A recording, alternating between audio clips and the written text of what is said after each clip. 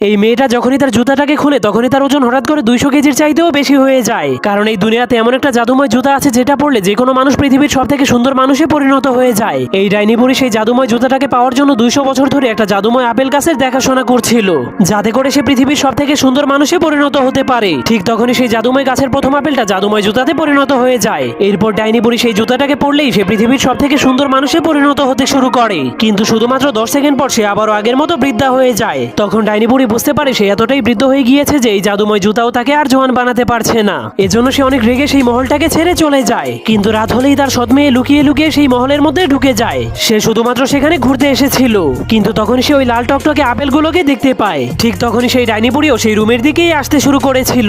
যখনই ডাইনি বুড়ি সেই দরজাটাকে খুলে তখনই পুরো রুমটাই আলোকিত হয়ে যায়। এরপর ডাইনি বুড়ি দেখতে পায় তার সৎ মেয়ে পৃথিবীর সব থেকে সুন্দর মানুষে পরিণত হয়ে গিয়েছে, কারণ সে ওই জাদুময় জুতোগুলো পরে ফেলেছিল।